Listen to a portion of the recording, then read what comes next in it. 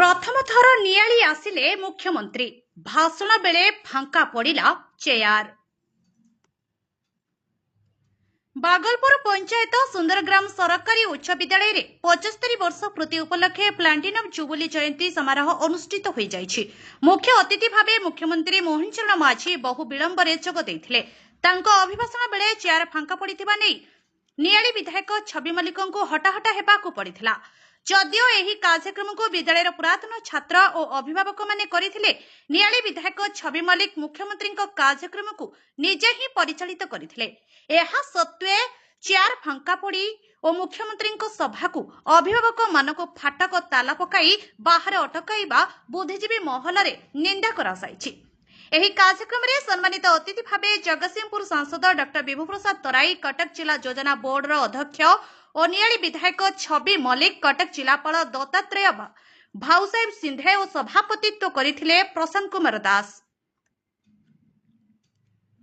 विशिष्ट साहित्यिक तथा पूर्वतन प्रशासनिक अधिकारी मनोरंजन पाणिग्राही, विद्यालय पुरातन छात्र डॉक्टर सुनील कुमार षडंगी, कमिटीर सभापति सुशांत कुमार दास, विद्यालय प्रधान शिक्षयित्री इतिश्री राउत जोग देइथिले। एही कार्यक्रम रे मुख्यमंत्री जोग देई विद्यालयर समस्त छात्र छात्री, पुरातन छात्र और अभिभावक मानकु कार्यक्रम को आयोजन करिथिबारु धन्यवाद जणाइथिले।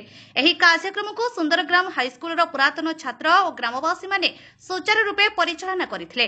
कंठापड़ा ब्लॉक प्रशासन पक्षरु वीडियो स्वप्निता नायक कार्यक्रम को सफल कराइथिले। सभा परिचालना करिथिले मृत्युंजय रथ, धन्यवाद अर्पण करिथिले इतिश्री राउत। ब्यूरो रिपोर्ट आपनको खबर। गत सरकार 5 वर्ष धरिकी ओडिशार लोक मानक पछकु ठेली देले शिक्षा क्षेत्र रे एवं आम सरकार आसीबार 5 वर्ष पर आमे ताकू लागू करले एवं आज यह कार्यकारी होगा पर जाउछि। आउ सेथि पई शिक्षार भारतीयकरण, निज संस्कृति, निजर ऐतिह्य, निजर परंपरा, निजर सभ्यता को आधार करी आज आम धीरे धीरे पुणी पढ़ा आरंभ कर बहुत पछक जावाई पड़ी। आम जब खोजा से आमर शिक्षक मानकर आमर वैज्ञानिक मानकर भूमिका कुआड़े गला। केवल विदेश में थिबा वैज्ञानिक माने नोबेल पुरस्कार पाइबे, आमर पाइबे नहीं। सबु क्षेत्र में से दृष्टिकोण बहुत पछक जाइथिबा आज जदि शिक्षा व्यवस्था भी आम देखा एपर्यंत सुधार गत सरकार मानक आम राज्य से भाई आखिदृशिया परिवर्तन ये हो पारि नहीं।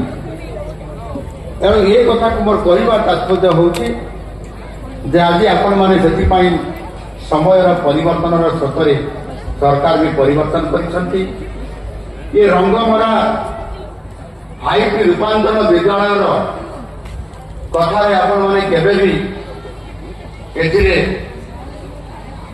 निजको मजी जाइए से कथार आपण मैंने भासी जाई ना रखी जाई ना कौन सी प्रकार शिक्षार प्रकृत मान वृद्धि हुए ना। शिक्षार निजर विचार बुद्धि